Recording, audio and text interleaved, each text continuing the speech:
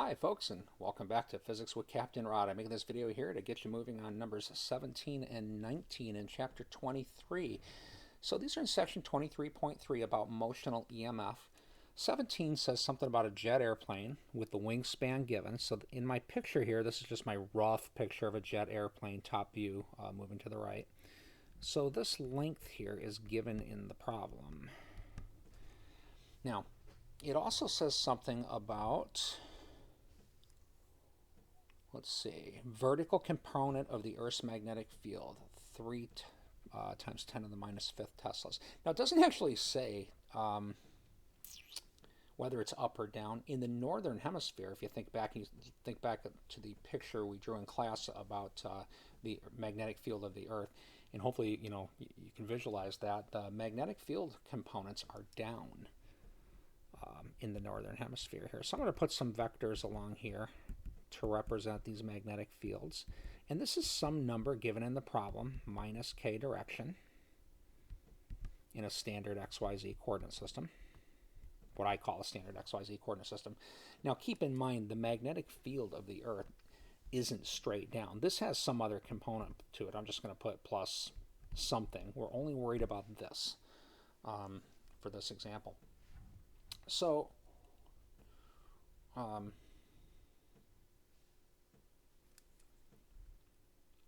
as the plane moves through the field, what you want to do is, think about all the different, the material here that this plane is made out of, right? Typically it's made of metal, aluminum, which is a conducting material.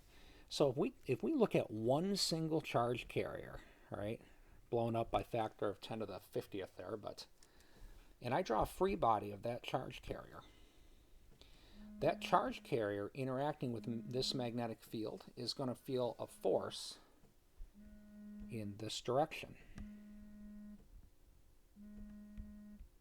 Having a little trouble with my screen here.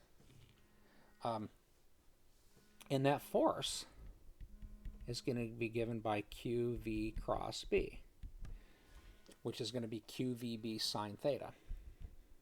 Just going to make an better arrowhead there. Okay, now the Q is the charge of a proton.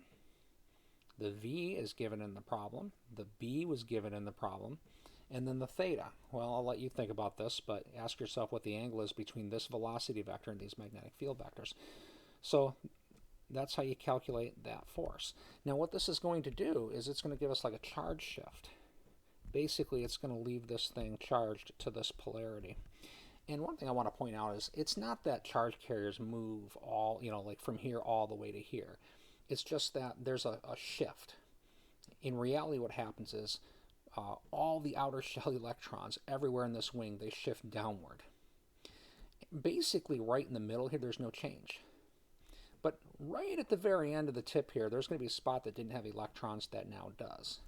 And right here at this very tip, there's going to be a spot that used to have electrons and now doesn't.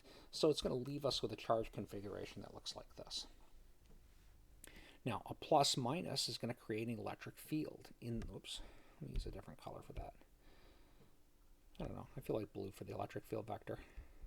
That's going to give us an electric field in that direction. In fact, this wing is now going to be at a higher potential than this wing. That's going to put another force on this. Now, I don't want to finish this problem. I'm going to let you do that. But you're going to have another force, and I'm not going to give you the direction, but I'll tell you it's not this. And it's still an equilibrium problem, which means the net force is 0. So that's pretty much, that should be enough to get you rolling on that problem.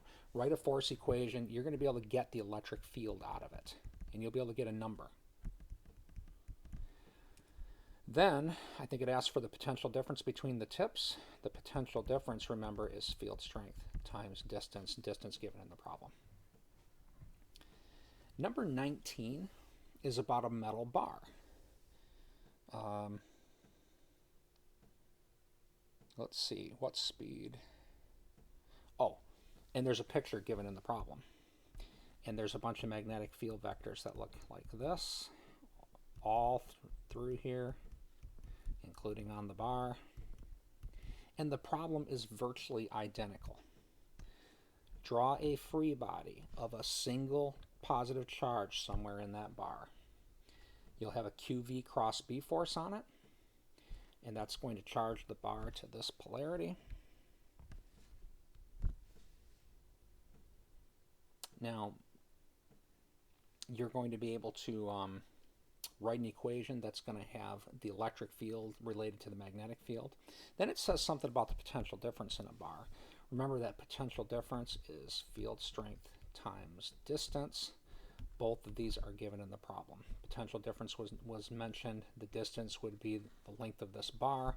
You can actually solve this for E and plug it into your force equation. So, well, that should do it. That should get you going on those two problems.